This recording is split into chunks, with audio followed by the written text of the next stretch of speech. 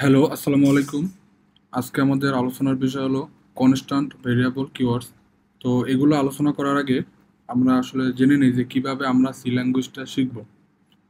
তো আমরা সকলেই ইংলিশ ল্যাঙ্গুয়েজটা শিখে আসছি। এখন ইংলিশ ল্যাঙ্গুয়েজটা শেখার ক্ষেত্রে আমরা কয়েকটা ধাপ অবলম্বন করছি। যেরকম প্রথমে আমরা অ্যালফাবেট ABCD এগুলো শিখছি। তারপরে এই যে অ্যালফাবেটগুলো দিয়ে বিভিন্ন ধরনের শব্দ তৈরি করছি, A for Apple, B for ball. তারপরে এগুলো দিয়ে আবার সেন্টেন্স তৈরি করছি, যেমন আই হ্যাভ এ পেন। দেন এগুলো দিয়ে আবার আমরা প্যারাগ্রাফ তৈরি করছি। এভাবে আমরা আমাদের ইংলিশটা শিখেছি, সেই ছোটবেলা থেকে শিখতেছি ইংলিশটা। এখন আমাদের এই সি ল্যাঙ্গুয়েজ শেখার জন্য 4টা ধাপ আছে। যেমন আমাদের প্রথমে এই যে অ্যালফাবেট, ডিজিট, বিভিন্ন ধরনের স্পেশাল স্যাম্পল এগুলো শিখতে হবে। তারপরে কনস্ট্যান্ট ভেরিয়েবল কিওয়ার্ডস, তারপরে ইনস্ট্রাকশন, দেন আসবে আমাদের প্রোগ্রাম। তো এই যে আপনাদের অ্যালফাবেট, ডিজিট এগুলো আপনারা অলরেডি জানেন। যেমন এই যে অ্যালফাবেটের মধ্যে আছে যে এই যে ABCD, small letter, capital letter, ABCD এগুলোই। দেন ডিজিটের মধ্যে আছে 0 1 2 থেকে এই যে এগুলো আছে। আর এই যে সিম্বলের মধ্যে আছে @ হ্যাশ, পার্সেন্টেজ, অ্যান্ড এগুলো আপনারা জানেন অলরেডি। এগুলো হলো কি আমাদের এই যে প্রথম যে সি ল্যাঙ্গুয়েজ শেখার ক্ষেত্রে অ্যালফাবেট, ডিজিট, সিম্বল। ওকে, এটা শেষ। এখন আসেন এই যে কনস্ট্যান্ট ভেরিয়েবল কিওয়ার্ডস। তো প্রথমেই কনস্ট্যান্ট। কনস্ট্যান্ট কি? আপনারা সকলেই ফিজিক্স, তারপর যে ম্যাথ আছে এগুলো আপনারা কনস্ট্যান্ট ইউজ করছেন। কিরকম? যেরকম পাই একটা কনস্ট্যান্ট। কারণ আপনি পাইয়ের মানটা নির্দিষ্ট, আপনি কখনো পাইয়ের মানটা চেঞ্জ করতে পারবেন না। সিমিলারলি কনস্ট্যান্ট বলতে একটা প্রোগ্রামে ওইটাকে বোঝায় যেটা ফিক্সড, যেটার কোনো পরিবর্তন করা যাবে না। এই যে এখানে দেখেন, the constant in C are the read-only variable whose values cannot be modified. They are declared in the C programming. মানে আপনি সি প্রোগ্রামিং এ যদি কোনো একটা ভেরিয়েবলকে কনস্ট্যান্ট দ্বারা ডিক্লেয়ার করেন, তাহলে এইটার মান আর কখনো পরিবর্তন হবে না, সেমই থাকবে। এখন কিভাবে ডিক্লেয়ার করবেন এটা আপনি সামনে দেখবেন। তারপরে উদাহরণ দেওয়ার জন্য ছোট্ট করে বুঝাচ্ছি যে কনস্ট্যান্টের আবার বিভিন্ন ধরনের টাইপ আছে। যেরকম primary constant, secondary constant. Primary কনস্ট্যান্টের মধ্যে আছে ইন্টিজার, রিয়েল নাম্বার, ক্যারেক্টার, এবং সেকেন্ডারি কনস্ট্যান্ট মধ্যে আছে পয়েন্টার, অ্যারে, স্ট্রিং। এগুলো আপনাদেরকে মুখস্থ করতে হবে না, জাস্ট এগুলো একবার করে দেখে রাখেন। দেন আমরা এগুলো সামনে যখন ব্যবহার করব তখন এগুলো একেবারে 100% ক্লিয়ার হয়ে যাবে।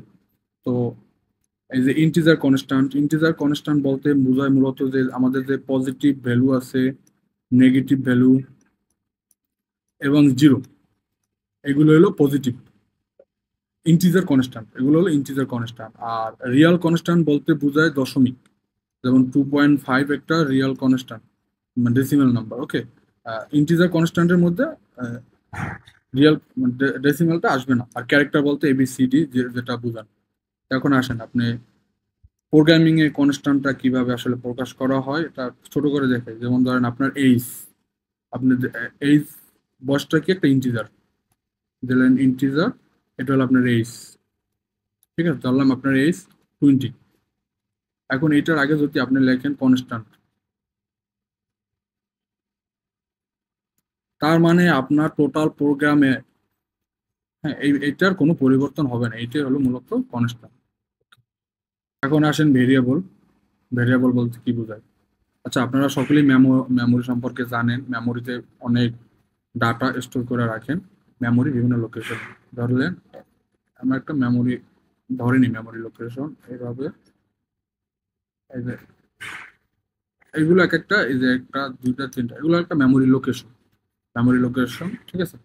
এখন আপনি একটা লোকেশনকে নাম করলেন, একটা লোকেশনের নাম দিলেন যে আপনি এই লোকেশনে আপনার নামটা রাখবেন। একটা লোকেশনে আপনার নাম রাখবেন, আপনার এজটা রাখবেন, আর আপনার অ্যাড্রেস বা ফোন নাম্বার যেটা বলেন সেটা রাখবেন, ফোন নাম্বার। এখন আপনি যে যে কোনো একটা লোকেশন, এখন ভেরিয়েবল বলতে বোঝায় এই যে মেমোরিটা, যে লোকেশন আছে এই লোকেশনের নাম। এখন লোকেশনটা কিন্তু নির্দিষ্ট না। আপনি যখন একটা ভেরিয়েবল ডিক্লেয়ার করবেন, তার মানে আপনি একটা লোকেশনের নামকরণ করলেন। এই নেম ভেরিয়েবলটা আপনি যখন ডিক্লেয়ার করবেন, তখন আপনি একটা লোকেশন পাবেন মেমোরির ডাটা রাখার জন্য। কি ধরনের ডাটা রাখবেন সেটা আপনার বিষয়। সেটা পরে আসতেছি। এই লোকেশনে আপনি নেম দিয়ে ডিক্লেয়ার করেন, তার মানে আপনি এখানে আপনার নাম, এটা একটা ডাটা, এটা রাখবেন। তো দেখেন এই যে variable is basically nothing but the name of memory location, মানে ভেরিয়েবল বলতে মূলত মেমোরি লোকেশনের যে নাম সেটা বোঝায়। That we store that we use for storing data, we can change the value of variable in C for any C or any other language. ওকে, এখন variable আবার বিভিন্ন টাইপের আছে, টাইপস অফ সি ভেরিয়েবলস, যেমন আমরা ইন্টিজার টাইপের variable, integer কনস্ট্যান্টের variable, তারপর character, real number, আরো অনেক ধরনের ভেরিয়েবল আছে, এগুলো আপনারা সামনে পাবেন। ওকে, যেটা আসলাম এখন এই টাইপস অফ ভেরিয়েবল বলতে বোঝায়, ধরুন আপনার এই যে এইজটা আপনার একটা ভেরিয়েবলের নাম, ভেরিয়েবল ডিক্লেয়ার করলেন, মেমোরি থেকে একটা লোকেশন আপনি নিয়ে নিলেন এইজের জন্য, দেন আপনি এখানে আপনার এইজ দিলেন 20, এইটা হলো আপনার ভেরিয়েবলের ডাটা। আর ডাটাটা রাখলেন মেমোরি লোকেশনের যে নাম এইজ, এই নামের লোকেশন আপনি এটা রাখলেন। সো এইজটা হলো ভেরিয়েবল। ফোন নাম্বার হইলো একটা ভেরিয়েবল, এখানে আপনি ফোন নাম্বার রাখতে পারেন। নাম হইলো একটা ভেরিয়েবল, এখানে আপনি নামটা স্টোর করে রাখতে পারবেন। এখন এখন আসেন আপনি যে ভেরিয়েবলের যে নাম দিবেন, ভেরিয়েবল নামগুলো মূলত মিনিংফুল হতে হয়, যেরকম আমরা আগে দিছি নেম। তো মিনিংফুল হতে হবে এরকম কোনো কথা নাই, আপনি যে কোনোটা দিলেই হবে, কিন্তু প্রোগ্রামিং এর সৌন্দর্যের জন্য আমরা মিনিংফুল ভেরিয়েবল নাম ব্যবহার করে থাকি।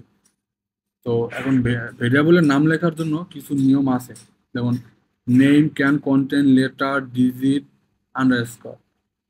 মানে আপনার যে ভেরিয়েবলটা আছে সেটা লেটার, মানে ABC যেগুলো, ডিজিট 1 2 3, আন্ডারস্কোর, যেমন আপনি লিখলেন নেম 1, তারপর একটা আন্ডারস্কোর দিলেন, বা এভাবে লিখলেন নেম।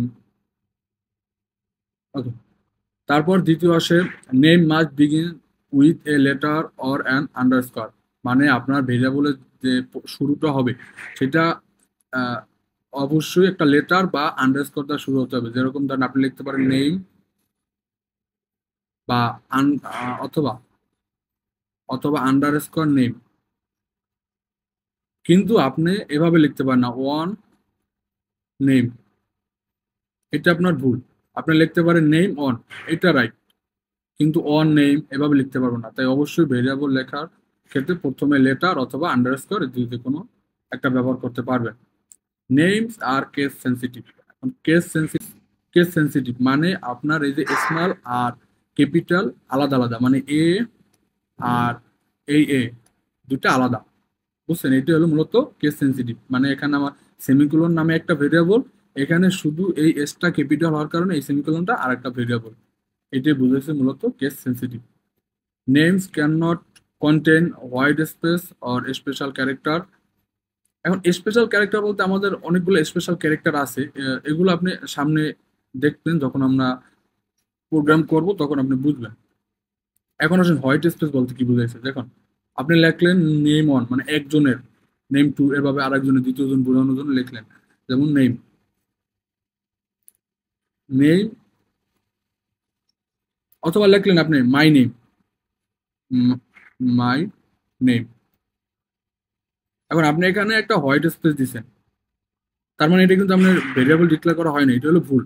আপনি মাই নেমটা যদি একসাথে লিখতে চান মিনিংফুল করার জন্য এভাবে লিখতে পারেন মাই, একটা আন্ডারস্কোর দ্বারা যুক্ত করে তারপর লিখলেন নেম, এটা হলো আপনার রাইট। বুঝতে পারছেন? আপনি এই যে লেখার ক্ষেত্রে 2 3টা শব্দ যুক্ত করে যদি আপনি একটা ভেরিয়েবল, মিনিংফুল ভেরিয়েবল বানাতে চান, তাহলে আপনি হোয়াইট স্পেস, মানে স্পেস দিলে এটা আপনার ভুল হবে, কিন্তু আপনি আন্ডারস্কোর দ্বারা যুক্ত করতে পারেন।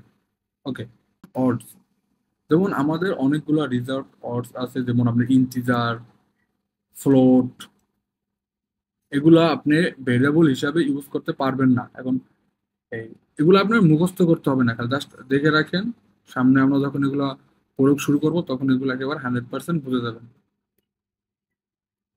ওকে, এরপরে আমাদের আসে সি কিওয়ার্ডস।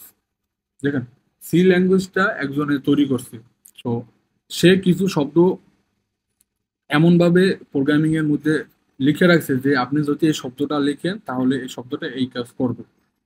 বুঝতে পারছেন? মানে জাস্ট একটা শব্দ লিখবেন, তারপরে প্রোগ্রাম বুঝবে যে শব্দটা দ্বারা আপনি কি বোঝাতে চেয়েছেন। এখন